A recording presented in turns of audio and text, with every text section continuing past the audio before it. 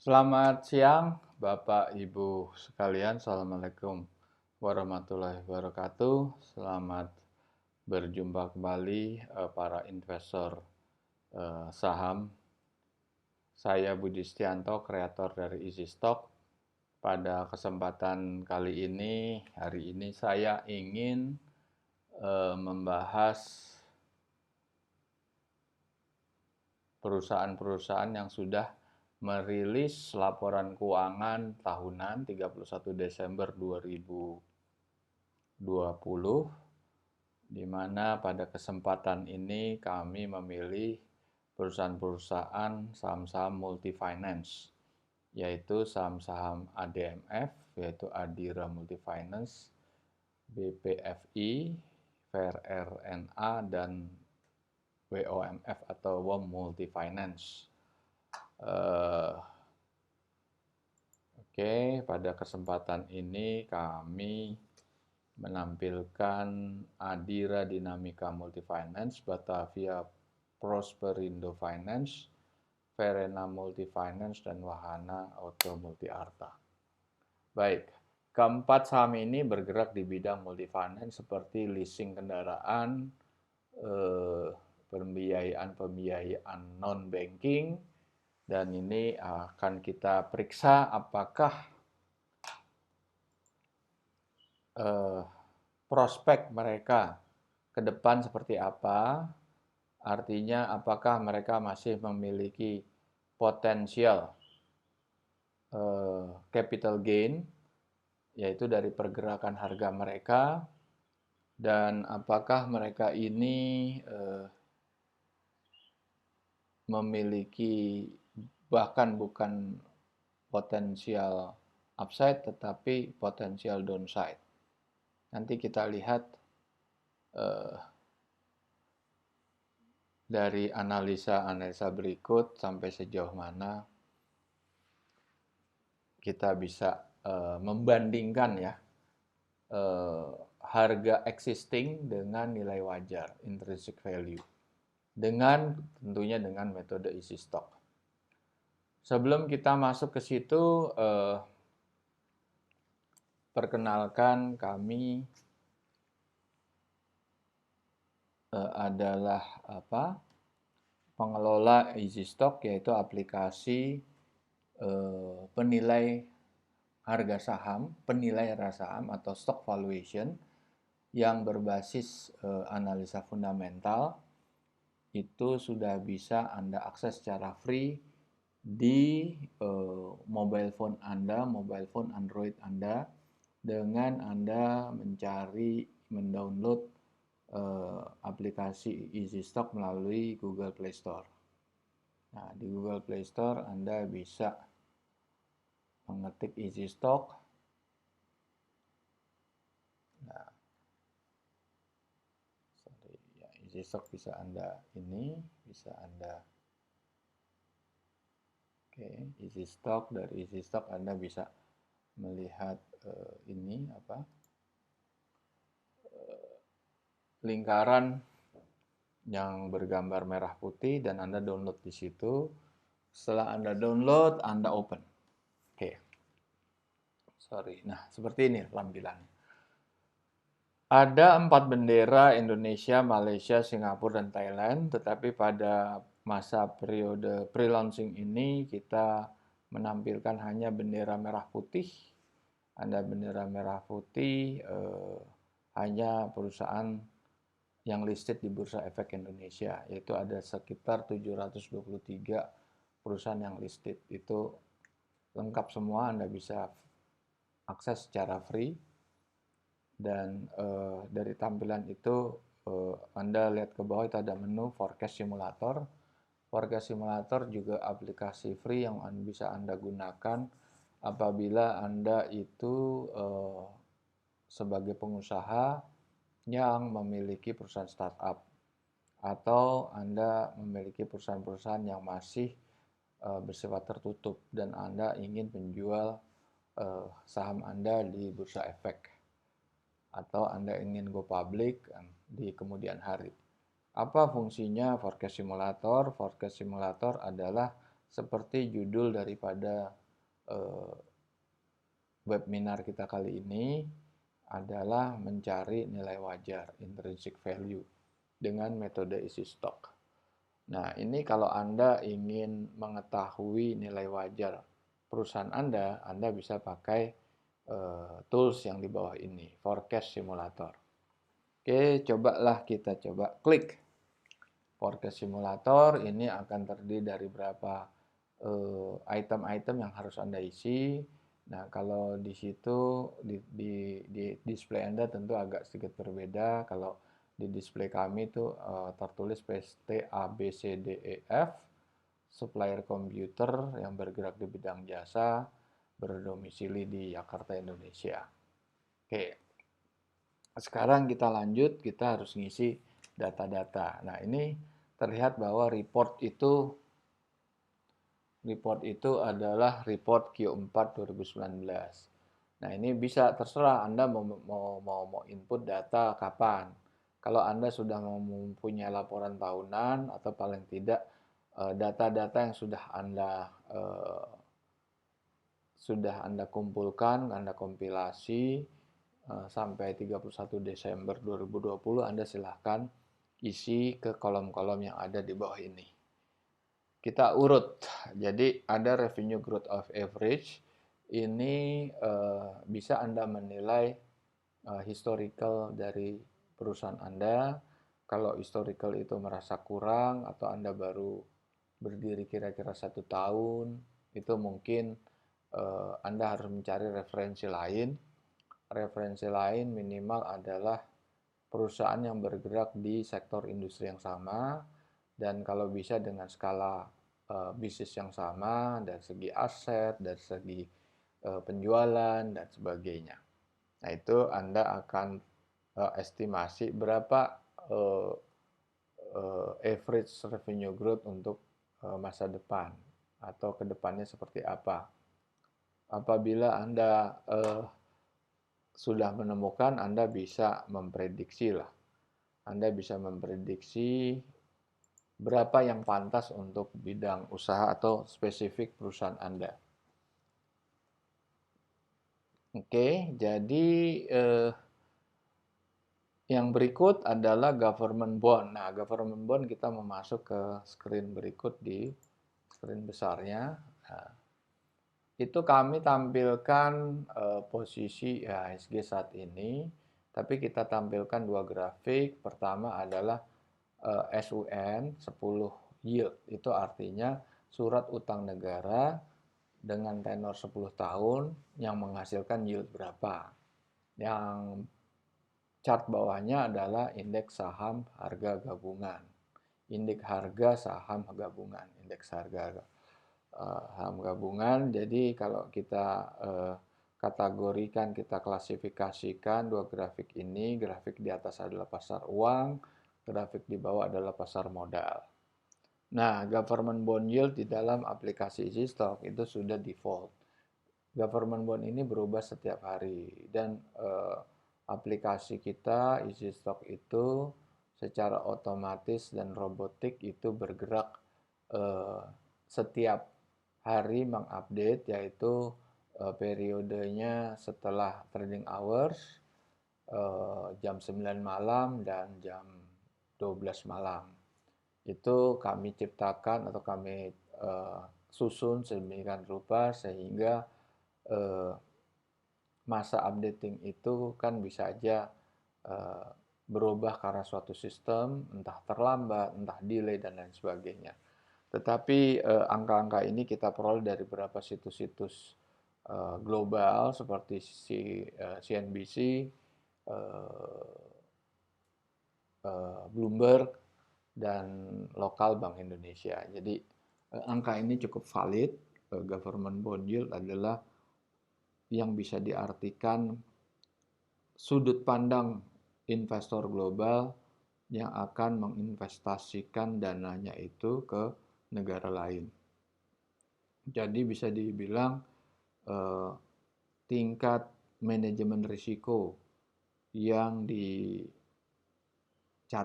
atau yang diharapkan oleh para investor global, tentunya dengan tingkat risiko seperti kondisi tertentu, otomatis mereka eh, menuntut tingkat yield atau imbal hasil dengan nilai tertentu juga.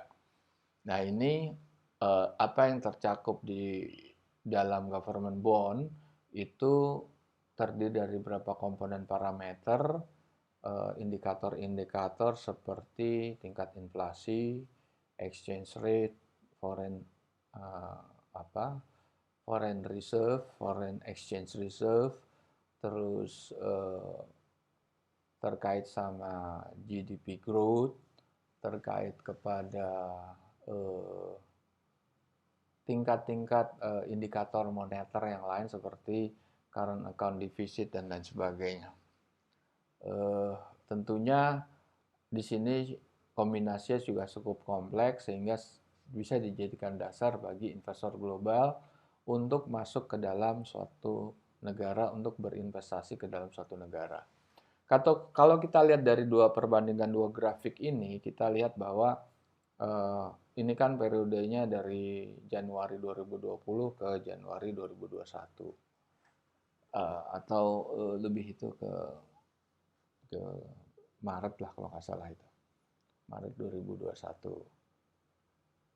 Dan itu terlihat di awal tahun 3 bulan pertama government bond yield itu naik signifikan, kira-kira hampir 40% atau lebih, kurang lebihnya. Kalau IHSG itu terjadi penurunan yang melebihi dari 40%, dan itu mereka satu jalan. Jadi kalau government bond itu naik, artinya ekspektasi yield daripada investor itu tinggi, itu terjadi perpindahan dana dari pasar modal ke pasar uang. Nah, otomatis di situ dengan panic selling, dengan exit para investor itu menyebabkan harga atau nilai IHSG itu turun drastis. Sebaliknya yield daripada government bond itu naik signifikan juga. Besarannya kira-kira mirip gitu. Korelasinya mirip gitu. Jadi setelah itu memang terjadi penurunan di ekspektasi yield karena pada saat yang sama juga government itu atau pemerintah Indonesia itu menurunkan tingkat suku bunga dan menstabilkan nilai tukar rupiah. Makanya kepercayaan orang ke pasar modal, ke sektor swasta itu naik lagi, akhirnya mereka memindahkan dananya dari pasar uang ke pasar modal. Dan setelah kira-kira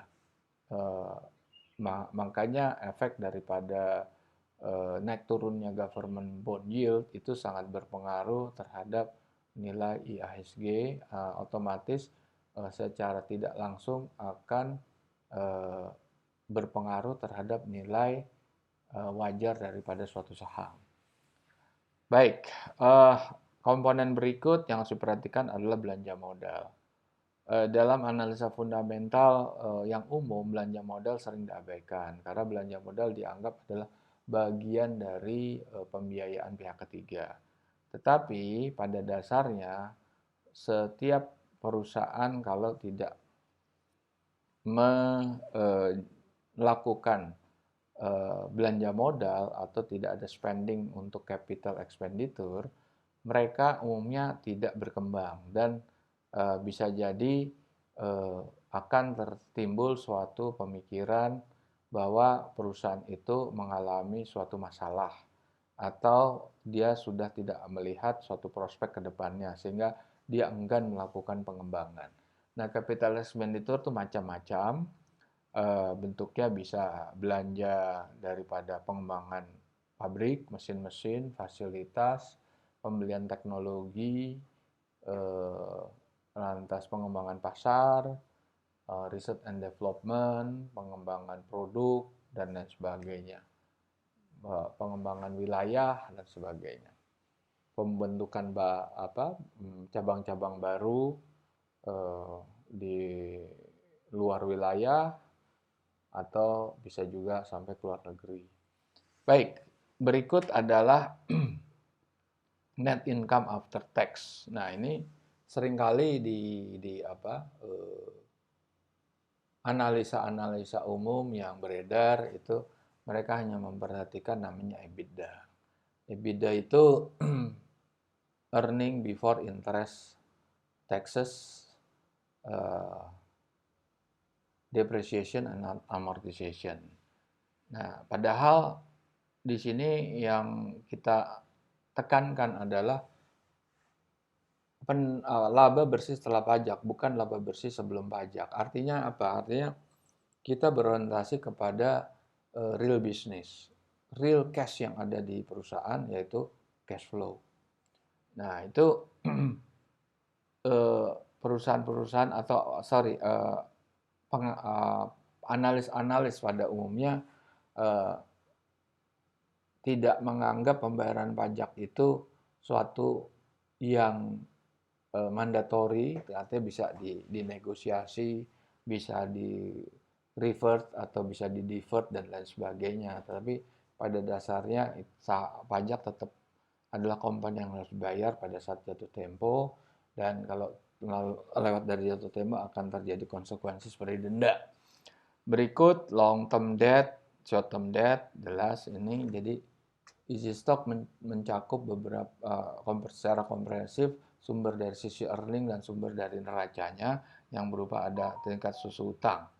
Kemudian intrinsic value discount ini adalah angka default yang merupakan metode yang kita pakai, kita adopt dari rumusan yang kita susun.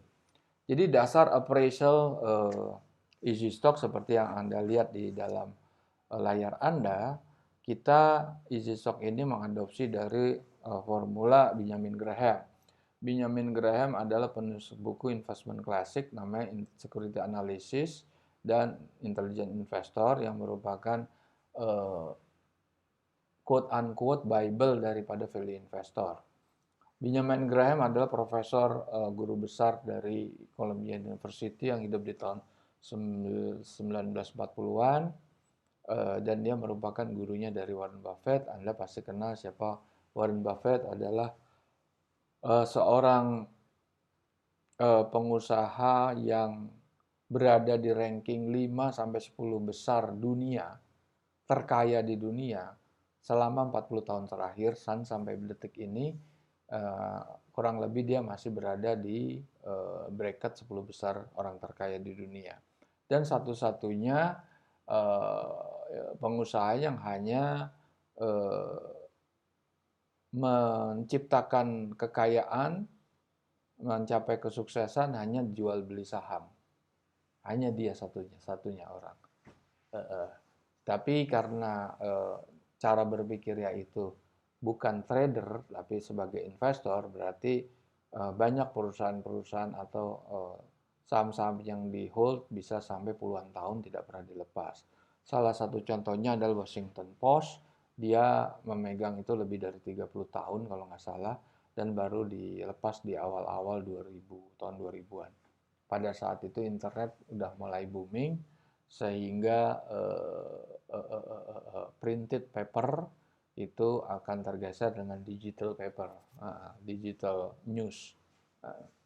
Baik, kita mengadopsi formulasi Benjamin Graham yang merupakan guru Warren Buffett, itu juga ditegaskan oleh Buffett pada buku karangan Janet Low yang berjudul Warren Buffett Speak, bahwa gaya investment dia adalah 85% Benjamin Graham dan 15% Philip Fisher.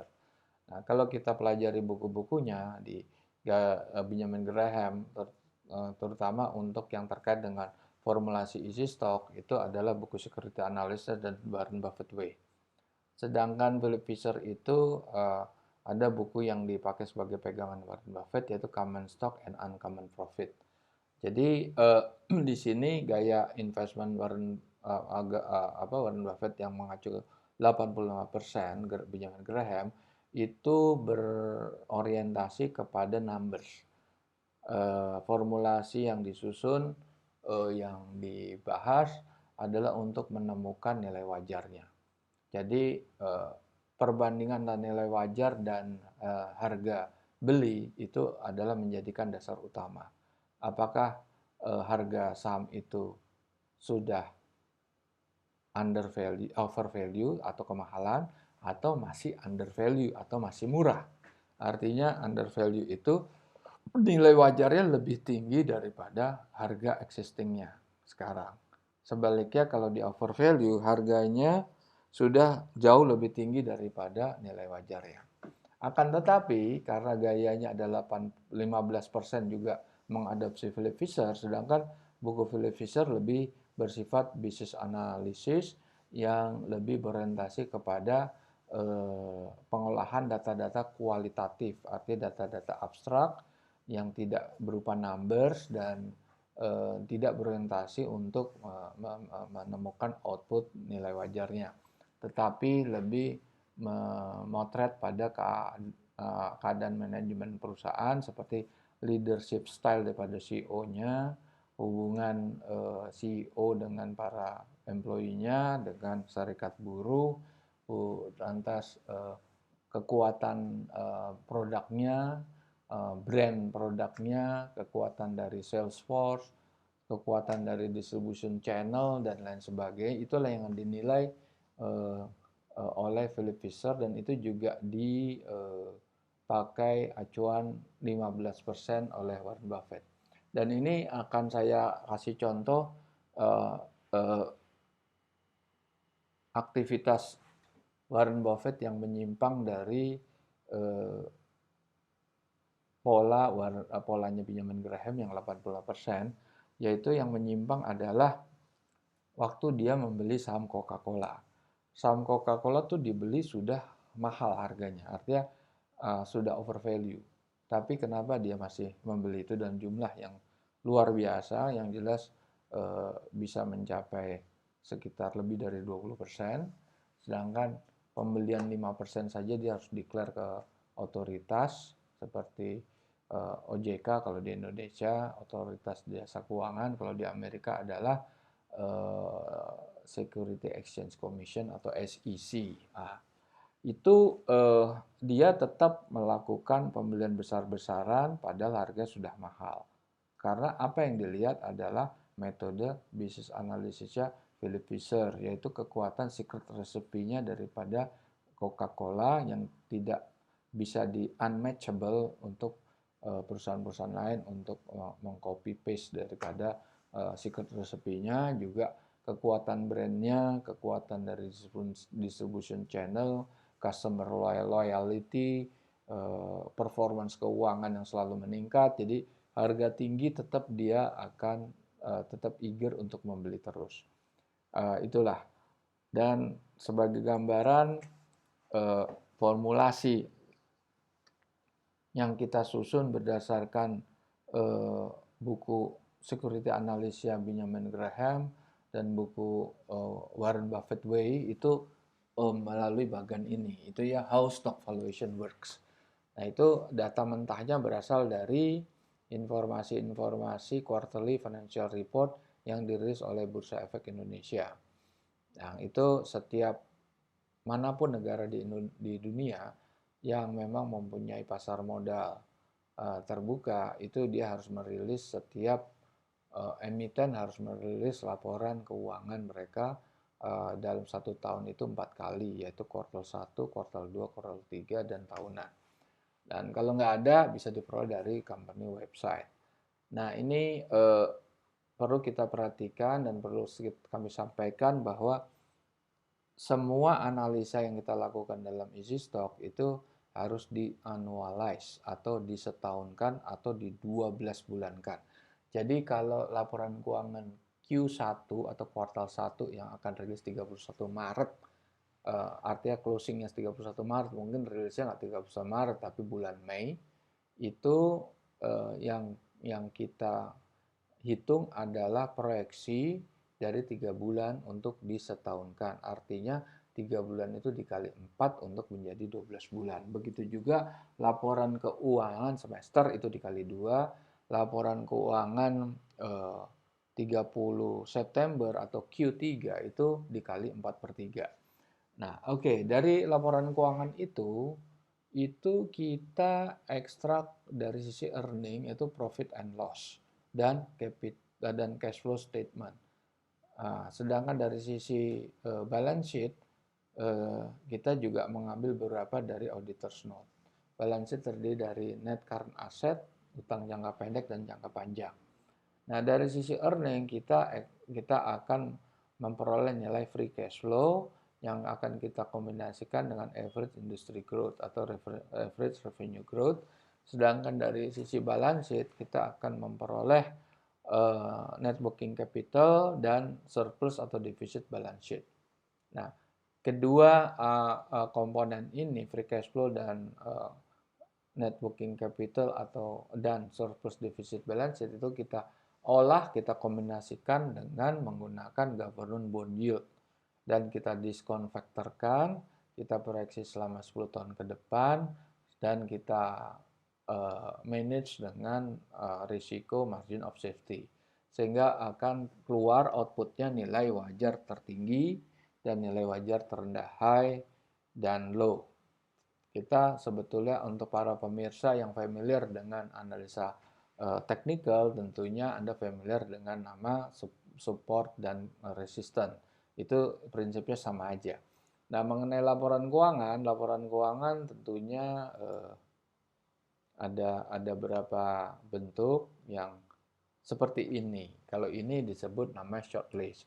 Shortlist itu sering keluar di media cetak seperti Koran Bisnis Indonesia dan lain sebagainya, dan itu umumnya hanya 1 lembar atau maksimum 2 lembar. Nah, itu kita tidak bisa menggunakan itu karena tidak komprehensif, karena kita tidak bisa menemukan belanja modal itu di dalam laporan-laporan shortlist. Sedangkan juga di laporan shortlist kita tidak bisa menemukan non-performing loan. Kita tidak bisa menemukan pendapatan dan biaya non-recurring. Non-recurring itu atau kita menemukan pendapatan biaya yang non-recurring itu tidak terjadi secara rutin, dan arti itu insidental. Sebagai contoh misalnya suatu perusahaan mie instan, dan dia mencatat pendapatan lain berdasar atas hasil penjualan fixed asset. Apa itu fixed asset? Bisa dijual tanah, bisa dijual armada angkutan, dan lain-lain. Itu artinya bukan core business-nya dia, berarti harus diabaikan. Angka-angka itu harus diabaikan atau pada dasar dinolkan kalau dia plus, dan kalau dia minus dia harus tambahkan supaya dia ke nol juga. Ya, artinya diabaikan itu supaya kita yang melihat adalah core business dari perusahaan itu. Kalau yang di luar core business kita tidak peduli lah dengan di luar core business, sehingga kita melihat nilai murni daripada bisnis itu sendiri. Karena bisa jadi di tahun-tahun berikut atau di periode berikutnya pendapatan dan biaya lain-lain seperti itu sudah tidak ada. Seperti juga keuntungan dan kerugian dari selisih mata uang. Itu pun sebetulnya hanya accounting trick yang kita tidak pakai, artinya kita abaikan juga. Nah, laporan yang kita gunakan adalah laporan yang berbentuk ini Verena Multifinance, itu ada laporan long list. Laporan long list itu bisa bergerak sekian puluh halaman atau ratusan, antara 40 sampai 300 halaman atau bahkan lebih. Kalau prospektus lebih lagi dari 300, bisa sampai 400 atau bahkan 500. Jadi di situ yang kita gunakan untuk pelaporannya. Nah, kita balik lagi ke sini, ke aplikasi stock simulator. Anda bisa isi dan Anda bisa menilai perusahaan Anda tuh berapa nilai wajar per sahamnya. Tentunya di sini kan namanya listed stock, Anda belum listed ya, tetapi Anda bisa memasukkan saham yang sudah saham bisa dijual, saham sudah beredar dan dimiliki oleh para investor, itu saham yang beredar gitu. Nah, itu Anda lihat aja di akta notaris, akta pendirian atau akta perubahan, Anda akan melihat di situ. Dan itu bisa Anda masukkan di sini, nanti Anda klik tinggal keluar langsung secara otomatis nilai wajarnya. Oke. Kita sekarang melihat bahwa oke, kita melihat empat saham ini yang kita pilih dari market cap-nya itu yang terbesar ada Adira, Multifinance, kemudian BPFI, dan selebihnya Verena dan BOMS. Dari segi pricing, Adira yang paling tinggi diikuti oleh Batavia Prosperindo dan berikutnya Verena dan BOMS. Dari segi volume itu ternyata dikuasai oleh BOMS itu 544.000 lembar dan ADMF hanya di bawah 500.000 lembar. Oke, kita lihat daripada pergerakan grafiknya. Di sini kita lihat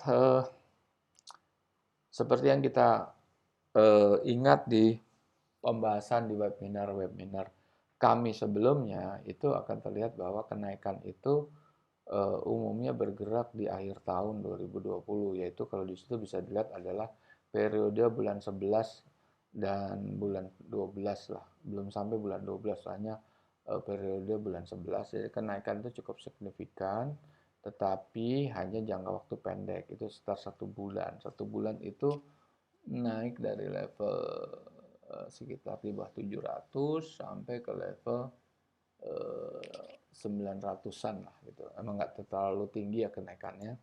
Kemudian saham BPFI ini juga volumenya sangat terbatas dan susah dikontrol ini, susah karena kita nggak tahu ke depannya seperti apa karena bentuk grafik harga sahamnya seperti ini. Kemudian VRNA juga yang sekian bulan itu flat tiba-tiba naik drastis dan tentunya mereka akan mendapat sanksi disuspend oleh BEJ, oleh Bank Bursa Efek. Kemudian WOMS pun juga pernah naik sebentar, kemudian bergerak flat ya. Flat, tidak ada menunjukkan kenaikan setelah tahun 2021 ini. Tapi sebelumnya bulan Oktober sampai November dan pertengahan Desember dia mengalami rally tapi bukan dengan akselerasi yang tinggi. Oke, umumnya apa sih yang menyebabkan harga saham itu naik? Ya pastinya ada kinerja keuangan, ada yang disebut news atau rumor, dan bisa jadi adanya goreng-menggoreng atau yang disebut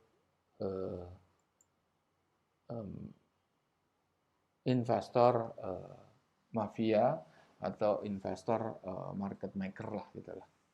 Nah, kalau kita lihat newsnya, Adira memang cukup ketat untuk mempertahankan non-performing loan di bawah 2,5%. Dan kenyataannya mereka memang cukup stabil, secara perusahaan cukup kompeten karena mereka bisa mempertahankan level yang seperti itu.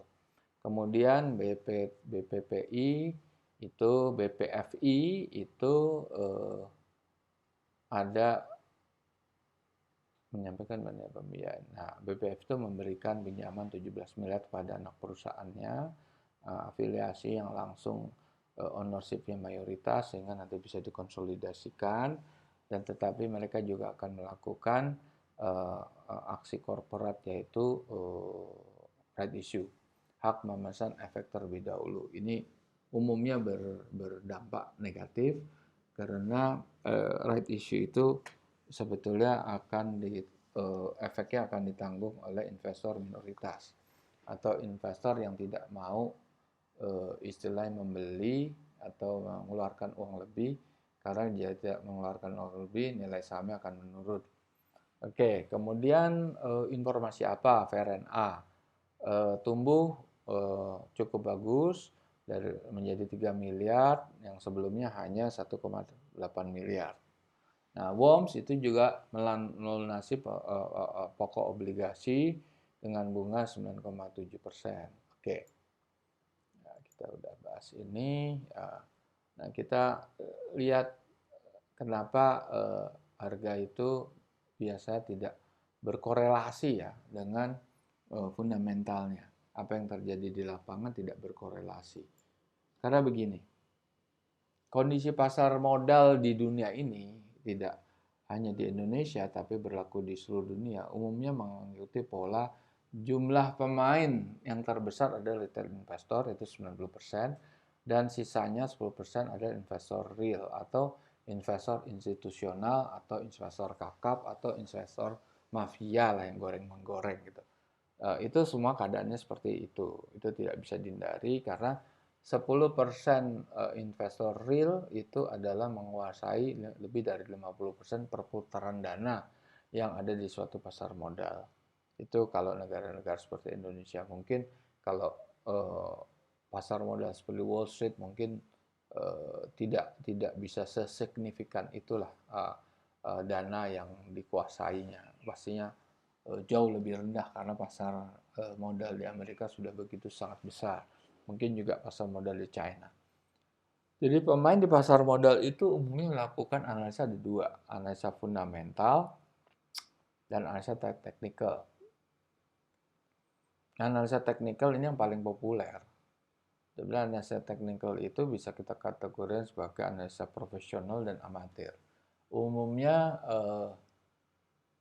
analisa teknikal sangat mudah dipakai dan dimengerti karena mereka hanya melihat supply and demand, pergerakan nilai harga saham, volume perdagangan, dan sama sekali mengabaikan kondisi keuangan perusahaan, prestasi atau kinerja dari perusahaan mereka tidak melihat atau mereka abaikan.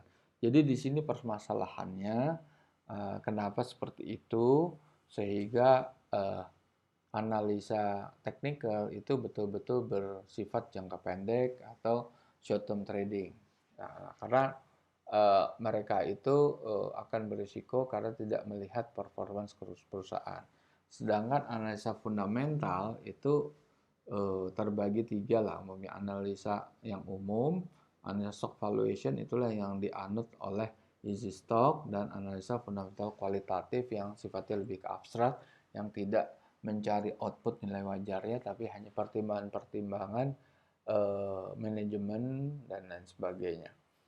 Nah, analisa umum itu yang telah saya sebutkan itu menggunakan analisa PER atau price earning ratio, EBITDA, earning before interest, taxes, depreciation dan amortization itu tidak cukup, atau bahkan discounted cash flow yang tidak atau mengabaikan sisi neraca juga mereka punya kekurangan.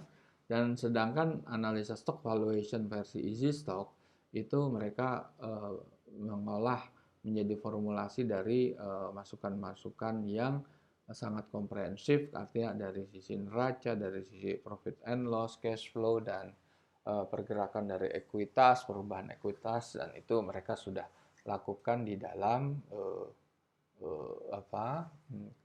di dalam analisa fundamental ini. Kemudian ada yang melakukan gabungan fundamental dan teknikal. Nah, tentunya alat ini bisa kami sampaikan kepada para pengguna analisa teknikal itu sebagai alat untuk ukur, tolok ukur atau risk management. Katakan seperti ini. Kita lihatlah karena kita membahas saham, katakan WOM lah, kita lihat WOMS. Atau jangan WOM lah, kita lihat BPFI.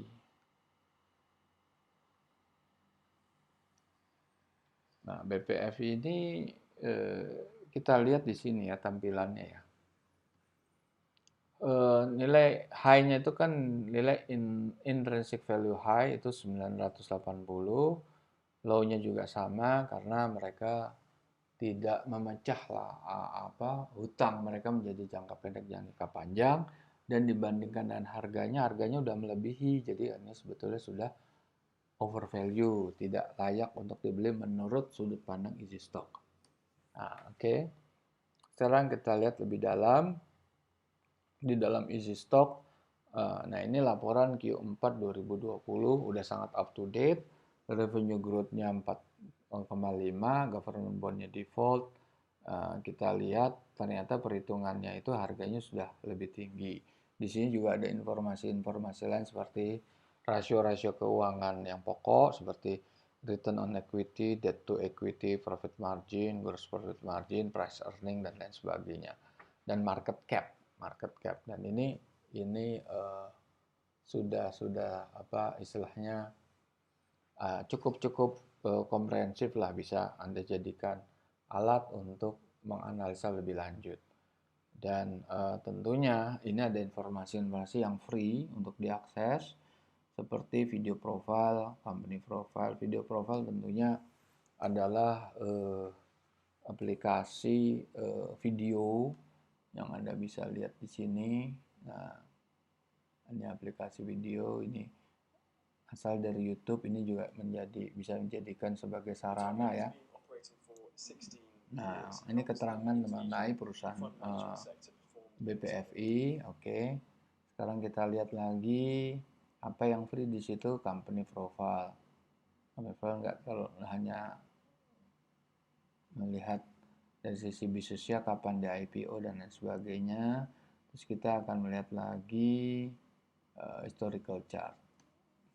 Historical chart kita lihat 1 minggu, 2 minggu, 1 bulan, 6 bulan, 3 bulan, 6 bulan. Nah, ini terlihat ya bahwa higher dan lower itu menjadi satu, dan itu berada di atas daripada price-nya, artinya harganya sudah terlalu tinggi gitu. Oke. Kita lihat, nah di sini ada forecast simulator. Ini balik lagi seperti ada saat awal kita jelaskan di aplikasi ini ada namanya simulator. Di sini adalah aplikasi premium. Anda harus berbayar ini kalau ingin menggunakan ini 150.000 per bulan. Tentunya kami akan mengusulkan apabila Anda sudah mahir, sudah advance, Anda bisa menggunakan itu. Nah, oke, sebelum kita masuk ke situ lagi, kita kalau kita lihat di dalam data-data keuangan itu yang kita ekstrak juga dari Easy Stock gitu. Kita juga melihat beberapa komponen-komponen yang kita jadikan parameter di situ adalah penjualan, belanja modal, hutang jangka pendek, jangka panjang, laba bersih setelah pajak, depresiasi, net current asset, dividen, pendapatan kotor, pendapatan dan biaya lain-lain, dan ekuitas. Oke. Nah, kalau kita lihat ADMF, memang ADMF itu terjadi penurunan di net working capital, dan kalau kita lihat sisi free cash flow dan net profit itu relatif itu ya tidak bergerak flat lah, relatif tidak bergerak atau bergerak flat. Sedangkan untuk BPFI kita lihat chart earning dan liquidity, net profit dan free cash flow bergerak mendatar, tapi net working capitalnya tinggi sekali, naiknya rally cukup pesat naiknya. Kemudian juga VRNA itu semuanya terjadi kenaikan setelah mengalami penurunan yang cukup luar biasa di periode sebelumnya, dan di Q4 ini dia naik tajam. Begitu juga modal kerja, free cash flow dan net profit semuanya naik. Oke. Di sini juga WOMS itu secara free cash flow sama net profit itu menurun, tapi working capitalnya naik. Oke. Nah, ini juga data-data ini ada di Easy Stock. Anda bisa menikmati keberadaan data-data itu, ada rasio ROE, ada debt to equity, ada net profit margin, gross profit margin, ROA, dan lain sebagainya. Nah, itu terlihat bahwa yang betul-betul masih, kalau hijau itu kan ada keterangannya itu under value. Yang under value itu hanya VRNA dan WOMS. Nah, kita bisa lihat di sini dari WOMS. Ya, WOMS itu ada upside-nya 4 kali lipat. Ya kan, kalau VRNA.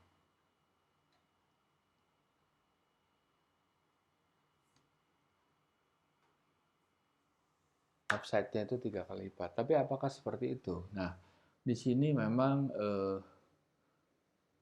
karena kita memakai default daripada data-data seperti margin of safety, seperti growth, ya saya bisa mengusulkan apabila Anda mempunyai pikiran tersendiri dan Anda yakin itu lebih benar, Anda bisa menggunakan stock simulator. Karena stock simulator itu pada dasarnya bisa Anda memuaskan imajinasi Anda, pola pikir Anda, analisa Anda, bahwa kondisi yang Anda pahami atau Anda yakini itu berbeda dengan kondisi real yang disampaikan oleh easy stock. Karena easy stock ini hanya berdasarkan kepada formulasi yang baku dari Benjamin Graham dan berdasarkan data mentah yang betul-betul dirilis oleh otoritas, yaitu Bursa Efek Indonesia.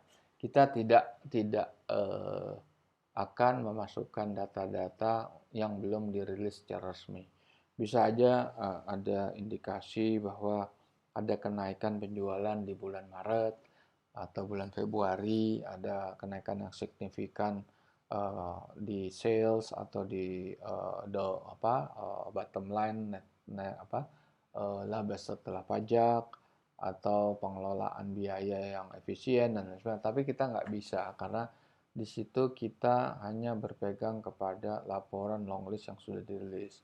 Jadi saya mengusulkan apabila para pemirsa itu ingin mencoba untuk mengeksersis dengan pola pikir kami, tapi dengan nilai yang berbeda, silakan masuk kepada easy stock, masuk kepada aplikasi berbayar stock simulation.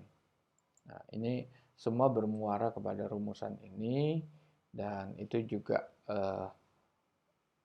bisa Anda pelajari sendiri rumusan ini dan ini sudah tercakup di dalam laporan keuangan dalam analisa nilai wajar yang kita sampaikan di dalam aplikasi Easy Stock. Oke. Selain daripada aplikasi premium yang bisa menampilkan stock simulation atau stock simulator, Anda juga memiliki opsi premium apps untuk fitur best selection.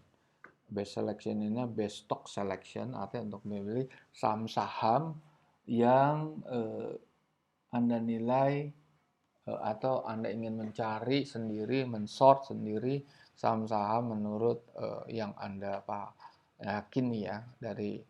Dari caption ini, dari display ini Anda akan melihat pemilihan sort by overvalue, undervalue, berdasarkan volume ranking, price ranking, atau dividen.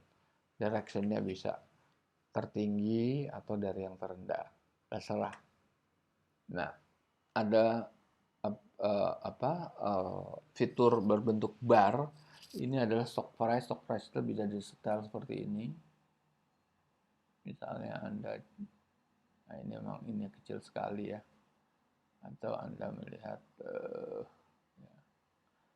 kalau kecil atau net current asset Anda tidak mau 0, tapi Anda melihat katakan itu yang 100.000, cash flow-nya jangan negatif tapi yang 0 aja, dari 0 sampai 100.000. Ini 100 billion ya, 100 miliar. Oke. Dividennya kita anggap nggak ada, revenue growth itu berapa ya, 0% lah. Terus return on equity kita pilih 3%, itu equity minus 1, profit marginnya itu 2%, terus profit marginnya 12%, kita lihat. Nah, itu saham-saham yang kita pilih, ya kan? Bank BRI, Bank Jabar, BMRI, BNGA, BNII, BTPN, NISP, PNBN, dan itu rata-rata perbankan yang keluar. Nah, karena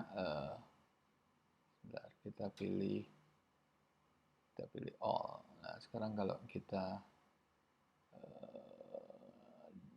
defaultkan semua, kita clear ya, clear dulu. Selection lagi, kita clear kan sudah ya. Kita clear, kita milih aja sekarang yang volumenya itu 2 juta ke atas. Kita pilih yang sampai 2 juta. Nah, itu berapa saham seperti Astra Lestari, S Hardware, Adikarya, ADMG, Adro, dan lain sebagainya. Bisa kita lihat lagi, kita mau apa nih sebetulnya. Kita mulai mining yang minimal volume perdagangannya 2 juta. Adro, Antam, Bumi, dan lain sebagainya. Terus kita melihat apalagi coba, dan mining, properti atau finance lah. Finance kita lihat yang financial institution atau institution lah. Terus kita lihat apa lagi, leasing ada nggak? Oke, datar. Ini kita all aja. Coba Fin cuma satu dapatnya, mungkin yang kecil-kecil ya. Sekarang kita lihat lagi institution, kita lihat properti. Ya berarti yang 2 juta tinggal sedikit. Tapi kalau kita nolkan di sini, kita nol pasti banyak. Nah, banyak kan? Jadi perusahaan-perusahaan finance memang ternyata volumenya kecil-kecil semua. Volume peminatnya itu nggak terlalu banyak. Karena VRN aja, peminatnya berapa? Tingkat penjualannya ada berapa, volume perdagangannya? Cuma 1.200 lembar, kecil sekali. Kecil sekali perdagangannya kecil sekali. Makanya coba kita lihat lagi kalau Anda mau ini, tapi adalah 2 juta, karena kan pasar lagi tipis sekarang ya. Properti kita lihat, building, properti, real estate ya. Kita lihat apa?